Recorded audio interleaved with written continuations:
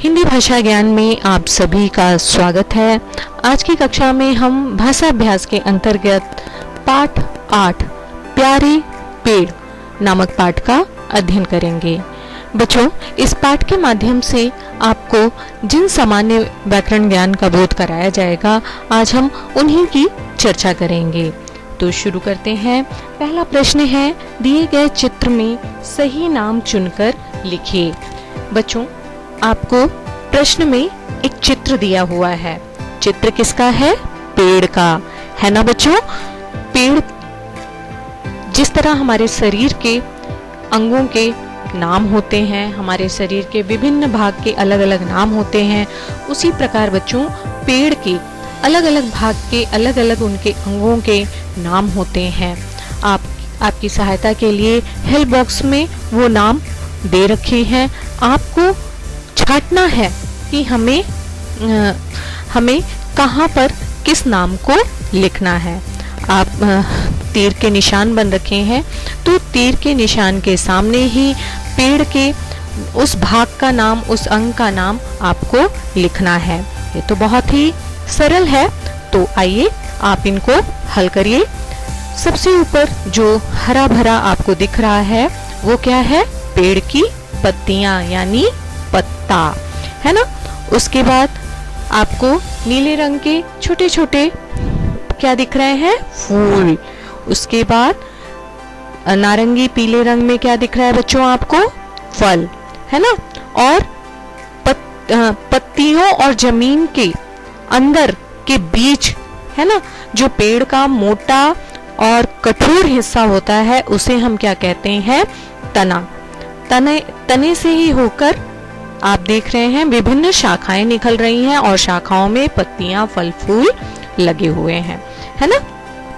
अब जमीन के अंदर जो भूमि है उसके अंदर जो पेड़ को मजबूती प्रदान करता है, पेड़ को जो भोजन देता है, पेड़ को जो पानी देता है, पेड़ को जो हरा भरा रखता है, जो पेड़ के लिए भोजन बनाता है ना, जो उसको स्थिरता प्रदान करता है, उसे क्या कहते हैं? जड़।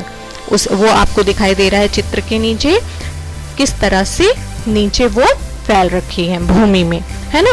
बच्चों, इन्हीं जड़ के माध्यम से पेड़ को ऊर्जा प्राप्त होती है। कहने का मतलब भोजन, पानी, सारी चीजें ये जड़ें ही पेड़ों को पत्तियों तक पहुंचाती हैं। बच्चों, पत्तियों को हरा भरा रखना, है ना, ये सारी चीजें जड़ के माध्यम से ही पेड़ को प्राप्त होती हैं। चलिए आगे बढ़ते हैं। दूसरा प्रश्न है, पाठ प्यारे पेड़ के आधार पर दिए गए अधूरे शब्दों में ड, ड़, ढ, ढ चुनकर लिखिए और शब्द पूरे कीजिए। तो ये तो बहुत ही आसान है बच्चों। आपको जो सहायता के लिए अक्षर दे रखे हैं उन्हीं अक्षरों को उचित शब्द में, उचित जगह, उचित स्थान पर आपको लिखना है। उदाहरण के लिए जैसे पेड़, है ना, पेड़ के साथ कौन सा अक्षर जुड़ेगा? ड़। उसी तरह चिड़िया, डंडे, मीठी, अड़, डालियों, लकड़हारे, लुढ़कती, डंडी। आगे बढ़ते हैं बच्चों। अगला प्रश्न है, वचन बदलिए। वचन, जैसा कि मैंने आपको बताया है कि जिस संज्ञा शब्द से उसकी गिनती और संख्या का बोध होता है उसे वचन कहते हैं। अगर हमें उसकी एक संख्या का बोध होता है तो वो कैसा संज्ञा शब्द होगा? एक वचन। अगर उसके एक से अधिक होने का बोध होता है तो कैसा संज्ञा शब्द होगा? वो बहुवचन, है ना। तो अब आपको करना क्या है बच्चों? आपके प्रश्न में सभी जो शब्द दे रखे हैं, सभी जो संज्ञा शब्द दे रखे हैं वो किस में दे रखे हैं? एक वचन में। अब उनको हमें किस में बदलना है? बहुवचन में, है ना। तो चलिए शुरू करते हैं। वचन की मैंने एक अलग से वीडियो बना रखी है, आप उसे देखेंगे तो आपको वहां पर और भी अच्छे से स्पष्ट हो जाएगा कि किस प्रकार से एक वचन को जब हम बहुवचन में बदलते हैं तो शब्दों में क्या क्या परिवर्तन होते हैं, है ना बच्चों। तो सामान्यतः परिवर्तन यहाँ पे बड़ी ई की मात्रा किस में बदल जाती है, छोटी ई में, है ना। आप उस वीडियो को जरूर देखिएगा तो आपको और अच्छे से क्लियर हो जाएगा। चलिए यहाँ पे गली, गलियां, छुट्टी, छुट्टियां, कुल्हाड़ी, कुल्हाड़ियां, गिलहरी, गिलहरियां, डाली, डालियां, लकड़ी, लकड़ियां। आगे बढ़ते हैं बच्चों। नीचे दिए गए वर्णों को सही क्रम में लगाकर शब्द लिखिए। बच्चों अब हमें क्या करना है, यहाँ पे आपको कुछ शब्द दे रखे हैं जो कि अरेंज नहीं है। अरेंज अक्षरों को जब हम सही ढंग से अरेंज करते हैं, मतलब उनको सही क्रम में संजोते हैं, तभी वो एक सार्थक शब्द बनते हैं। लेकिन आपके प्रश्न में यहाँ पे क्या हो रखा है बच्चों, अक्षरों को सही क्रम में नहीं सजाया गया है। कहने का मतलब है उन्हें सही क्रम में नहीं रखा गया है, जिससे उनके जो शब्द हैं वो सार्थक शब्द नहीं बनते। जैसे कि ड़मच, ड़मच कोई सार्थक शब्द है? बिल्कुल नहीं, है ना। ये कोई सार्थक शब्द नहीं है, केवल अक्षरों को रख दिया गया है यूं ही, जिनको जोड़ने पर हमें कोई भी सार्थक शब्द नहीं मिल रहा है। सार्थक शब्द वो होते हैं बच्चों जिनसे कोई अर्थ स्पष्ट हो। तो यहाँ पे ड़मच, ड़मच कोई शब्द है, कोई संज्ञा शब्द या कोई क्रिया शब्द, कोई विशेषण शब्द, कोई भी शब्द नहीं है, है ना। तो ये उच्चारण की दृष्टि से, लेखनी की दृष्टि से ये गलत है। तो हमें करना क्या है बच्चों, इन प्रश्नों में इन्हीं अक्षरों को इस तरह से अरेंज करना है, इस तरह से संजोना है, इस तरह से उनको क्रम में लिखना है कि वो एक सार्थक शब्द बनकर तैयार हो जाए, है ना। तो अब हम क्या करते हैं, चा को सबसे आगे रख देते हैं, माँ को बीच में रख देते हैं और ड़ा को अंत में, है ना। तो क्या बन गया, चमड़ा, है ना। चलिए अब इसी तरह हमें सारे प्रश्नों में करना है। सारे प्रश्नों में वर्ण इधर उधर अव्यवस्थित हैं, हमें उनको क्या करना है, व्यवस्थित करके सार्थक शब्द बनाने हैं। तो क्या है, हड़प, जी हाँ, इसका क्या होगा, पहाड़। ककड़, कंकड़। रकपोड, डरपोक, है ना। राजाब, बाजार। हाँ, कदफु, फुदक। ताकुर, कुतर। ढकलुती, लुढ़कती। मजे की बात यह है बच्चों, ये सभी शब्द आपके पाठ से संबंधित हैं। तो यदि आपको असुविधा हो रही है तो आप सामने अपनी भाषा माधुरी की किताब रख सकते हैं और वहां पर इन शब्दों को ढूंढ सकते हैं, है ना। आगे बढ़ते हैं। अगला है रू वर्ण वाले 3 शब्द लिखिए। बच्चों मैंने आपको बताया था कि स्वर की जो ध्वनि होती है, स्वर का जो उच्चारण होता है वह स्वतंत्र होता है। कहने का मतलब जब स्वर को बोला जाता है या स्वर को लिखा जाता है, शब्द स्वर की जब हम उच्चारित करते हैं तो उसमें और किसी ध्वनि की आवश्यकता नहीं होती है, इसीलिए उन्हें स्वर कहा जाता है। लेकिन व्यंजन बच्चों हमेशा स्वर के साथ प्रयोग होते हैं, और जब वो स्वर रहित होते हैं तो उनको कैसे लिखा जाता है, या तो उनके नीचे हलंत लगा दिया जाता है, या फिर उनकी कभी कभी पाई हटा दी जाती है, या फिर मात्राओं के रूप में उन्हें प्रयोग किया जाता है। अब आपको यहाँ पे मैं बता रही हूँ कि रा में जब बड़ा ऊ की मात्रा प्रयोग की जाती है तो रा कैसे लगता है। आपको पता है आ से स्वरों की मात्राएं होती हैं। जब स्वर के साथ व्यंजन के साथ जब स्वर पूरे नहीं लिखे जाते हैं तो उनको किस रूप में लिखा जाता है, उनकी मात्रा के रूप में। तो आज इस प्रश्न के माध्यम से मैं आपको यही बताऊंगी कि रा में जब बड़े ऊ का दोनों रा व्यंजन के साथ बड़े ऊ स्वर का उच्चारण होता है, उसकी ध्वनि का प्रयोग होता है, तो बड़ा ऊ उसके साथ ना लिखकर एक मात्रा के रूप में उस अक्षर के साथ जुड़ जाता है।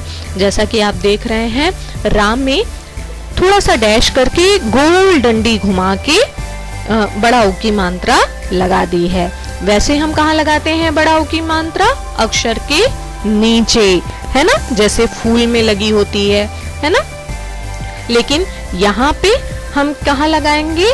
रा के पेट पर, यानी रा के जहाँ रा अक्षर के पेट पर। तो अब हमें इन्हीं रू वर्ण वाले, यानी जिसमें बड़ा ऊ की मात्रा हो, ऐसे शब्दों को ढूंढकर लिखना है। तो एक उदाहरण दे रखा है, रूप, रुमाल, रूल और रूखा। आगे बढ़ते हैं। अगला प्रश्न है पाठ 6, प्रश्न संख्या 6, पाठ प्यारे पेड़ के आधार पर सही वाक्य बनाकर लिखिए। बच्चों, इस प्रश्न में आपको दो भागों में एक भाग में शब्द दे रखे हैं और दूसरे भाग में छोटे छोटे शब्दों से लघु वाक्य बना के दे रखे हैं। अब आपको उनका सही मिलान करना है। कहने का मतलब जो संज्ञा शब्द हैं उनका उन लघु वाक्य से मिलान करना है जो आप की पाठ्य पुस्तिका के आधार पर है ना। तो चलते हैं, शुरू करते हैं। बच्चे स्कूल से घर लौट रहे थे। कोयल डाल पर बैठकर मीठी तान सुनाती थी। तोते फलों को कुतर कुतर कर फेंकते हैं। लकड़हारे पेड़ काटने को तैयार खड़े थे। चिड़िया चहकने लगी, गिलहरियां फुदकने लगी, है ना। अब इन सभी जो आपने मिलान किया है उनको नीचे उत्तर तालिका में लिख लेंगे। आगे बढ़ते हैं। दिए गए शब्द जाल में से पेड़ों के नाम ढूंढकर लिखिए। ये तो बहुत ही आसान है बच्चों, इसे आप खुद ढूंढेंगे, है ना। लेकिन मैंने आपकी सहायता के लिए यहाँ पे नाम दे रखे हैं, लिख रखे हैं, लेकिन आप इसे खुद से करेंगे तो बहुत ही अच्छा रहेगा, क्योंकि ये तो एक खेल है, शब्द जाल का खेल है। आपको इनमें क्या ढूंढना है? पेड़ों के नाम, है ना बच्चों। अगला प्रश्न है, दिए गए शब्द जाल में से पक्षियों के नाम ढूंढकर लिखिए। इस प्रश्न को भी बच्चों आप स्वयं हल करिए। चिड़िया, पक्षी आप चित्र में दे रखे हैं। इन्हीं पक्षियों के नाम आपको शब्द जाल में ढूंढकर उत्तर तालिका में लिखना है। तो पक्षियों के नाम मैं आपको बता दे रही हूँ। पहला चित्र किसका है? तोता। दूसरा चित्र मोर। तीसरा चित्र चील। और चौथा चित्र किसका है? कोयल। और पांचवा चित्र कबूतर, है ना। तो आपको इनके नाम इसी शब्द जाल से ढूंढकर लिखना है। चलिए अगला है पाठ प्यारे पेड़ में पेड़ से जुड़े कई शब्द आए हैं। आप स्कूल से जुड़े शब्द लिखिए। बच्चों, पेड़ से जुड़े शब्द यानी जो पेड़ के साथ वाक्य में प्रयोग होते हैं। जैसे पेड़ की क्या होती है? छाया, है ना। पेड़ की छाया ठंडी ठंडी होती है। पेड़ पर क्या होते हैं? घोंसले।